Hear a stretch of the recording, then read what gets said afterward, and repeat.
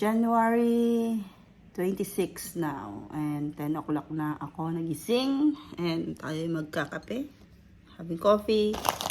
And some otap. Anong errands namin? Sunday ngayon. So maaga nagsasara yung grocery. So mag-grocery kami for the week. And then may papadala akong parcel. And then gym. Then laba. And then yan. Pasok na naman bukas. And yes, that's the updates. Let's see later. Bye.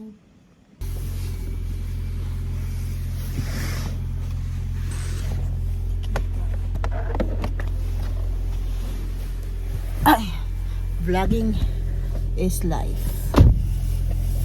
So, where are we going? Sobrang lamig sa labas. Ang hangin na malamig. So, we're going to Tesco for buying some grocery. Kasi grocery dito hanggang 4 o'clock lang kapag Sunday. And then, papahangin pa gas. Not yet. Lamig guys. So, doble-doble ang aking suot. Yes. Yes. See you later. Bye.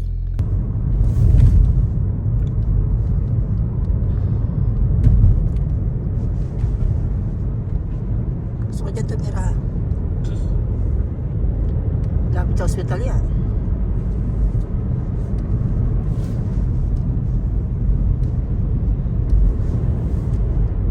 The weather is so gloomy.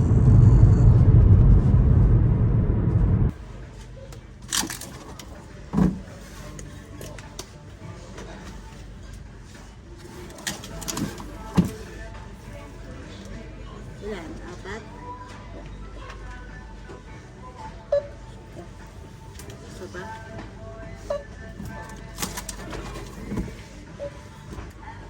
Ma, ilan?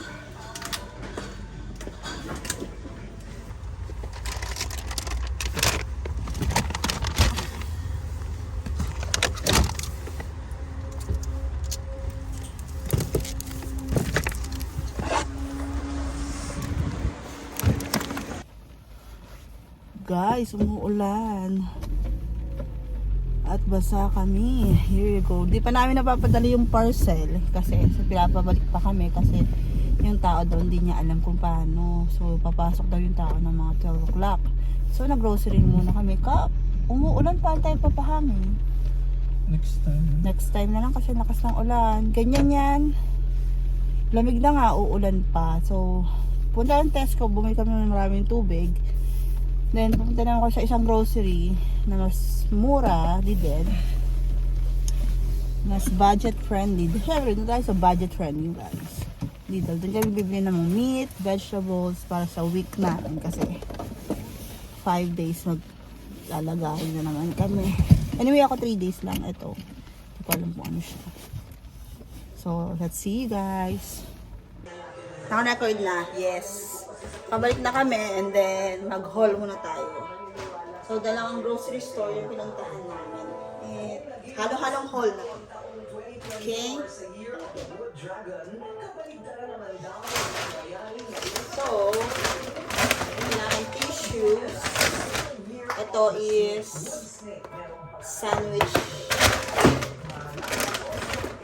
storage. Kasi pagbabaunan, and then biscuit ice cream,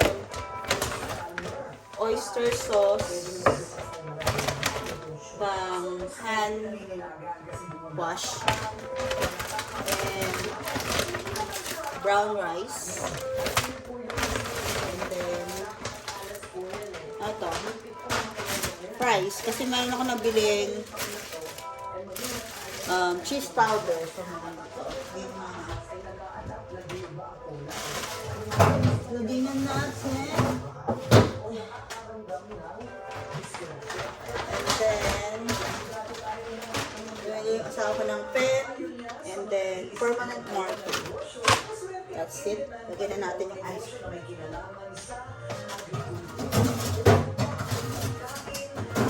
It's raining in Manila. Then, another tea.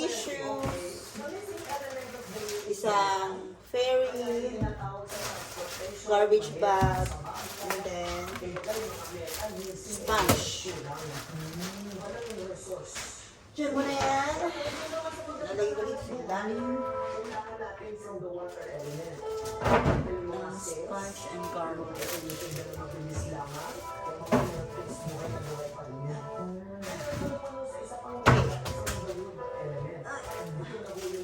Next. Bumili kami ng water. Yung iba iniwan namin sa car. Then, ito bago to sa store.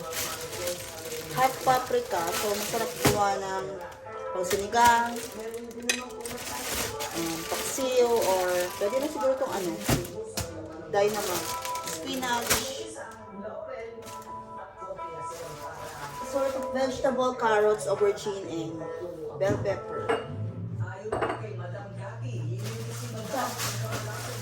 Magchachapsuy ako later para pang ulam namin, baby corn, lettuce, pang pagayang mag-rice, ano to, chickpeas, mangit ko. And then, very large eggs, pang breakfast ng asawa ko.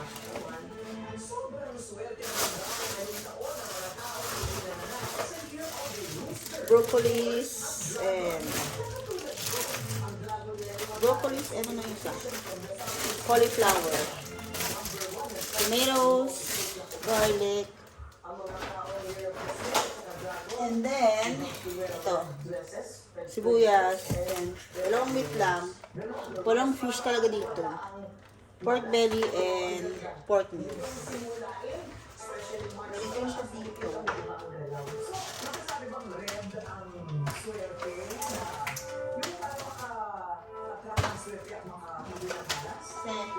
Niluluto na ako ng 3 dish. Para ayusin ko lang to. Yan.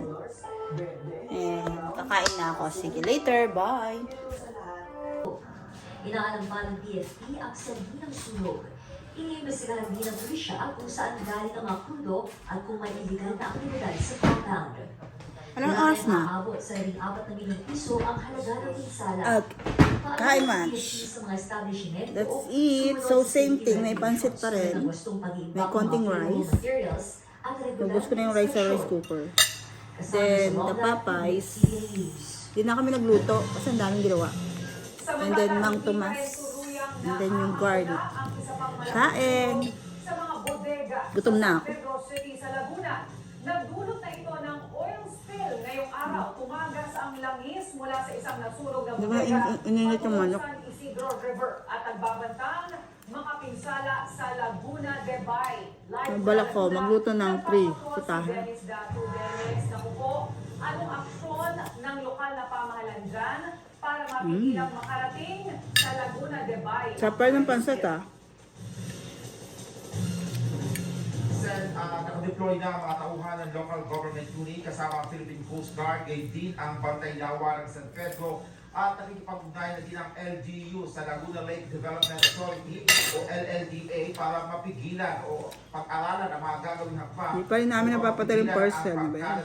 Umulan kasi ang lakas. Oil spill na nakakapekto na sa San Isidro River. Naglagay na din ng improvise sa oil spill boom ang grupo ng Bantay Lawa.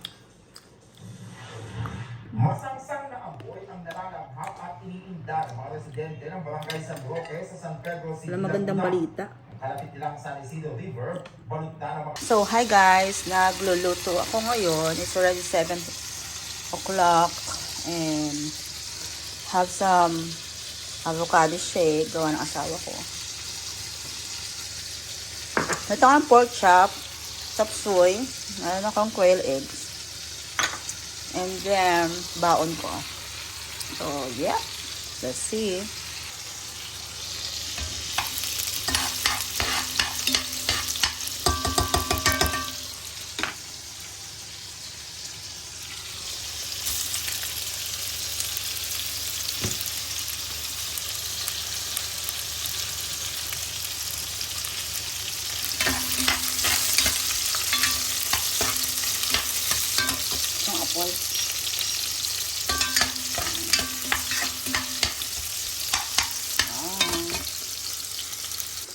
update. Ayan. Pinapa-crispy ko lang yung pinapa-crispy or minute ko pala ito yung aking pork steak. Naubos pala yung mga oil dyan. Actually, oil nyo yan. Constantly ko lang siyang binabaliktad. And then, meron yung aking chapsuy. Yes. Bituin ko lang yung gulay saglit. And then, lalagyan ko siya ng mixture ng cornstarch. And yung egg na yung last. Yan. That's it. And ito ulam na. Nung umuwi kami, nabili kami, syempre nag-hoard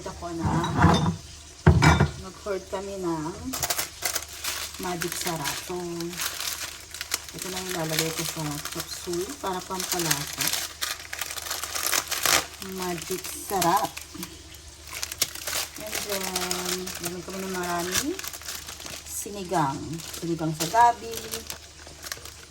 Sinigang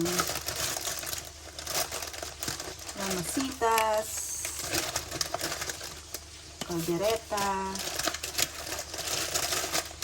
And then, caldereta. More sinigang. Yan. Yan ang may na-hoard, diba? So, at least good na yun. Kasi mahal dito yan. Good for ano yan.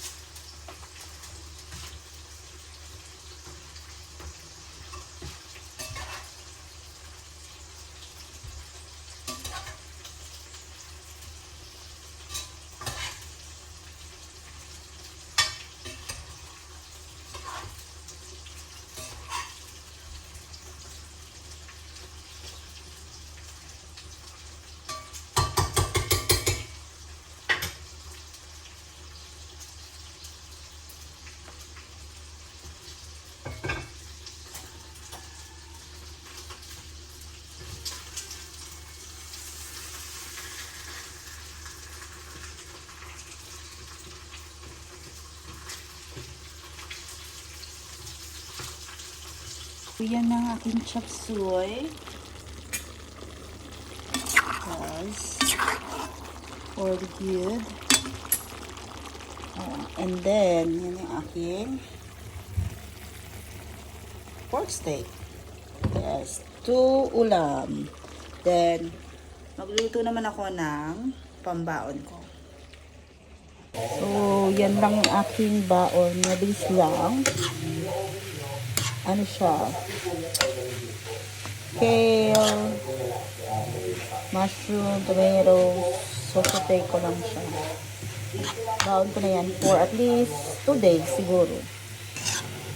Yan.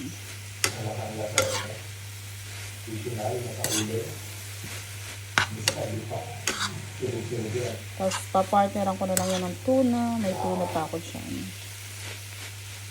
Yes. Hindi ako the rice. Ordinary naman yung rice ko. Sarap na yan. Yes.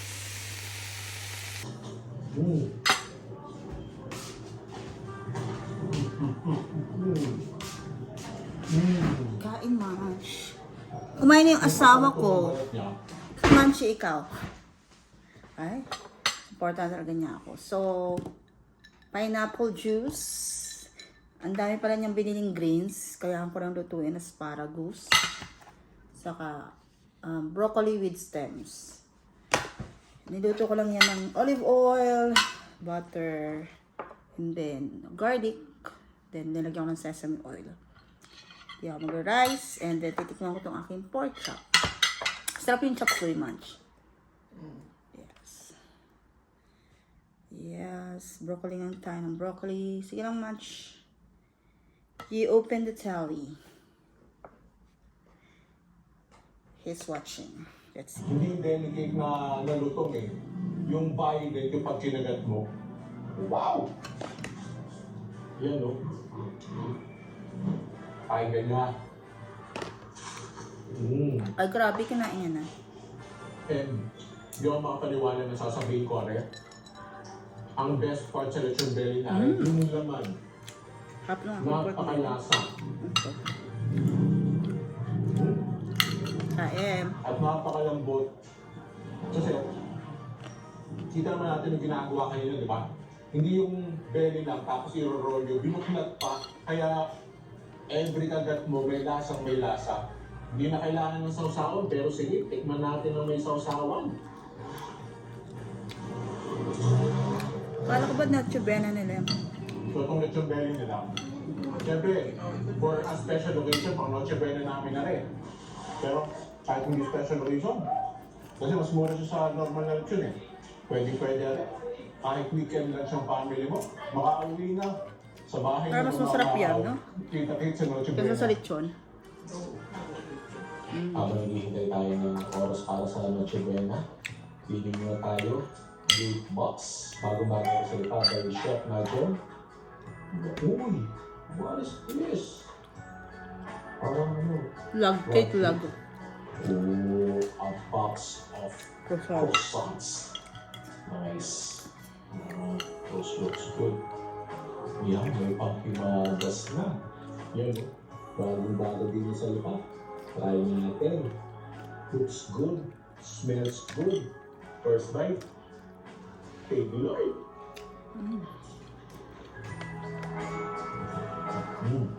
Tama-tama lang yung tamis niya. Matamis siya. Pero tama-tama lang. Yun pala. Sabi ko, yung croissant parang may lasang cookie na rin. Meron na siya talaga dun. No? Tapos meron din sa ibabaw. So pagkagat mo, cookie, croissant, cookie. More desserts, meron tayong papasko. Mula sa Supreme Bakery. Sarap dyan. Ano yung parang in-house dessert shop ng Lomi King by 2.0. Ang sarap niyan. And speaking of Lomi King by 2.0, meron na rin sila mga dim sum, you know.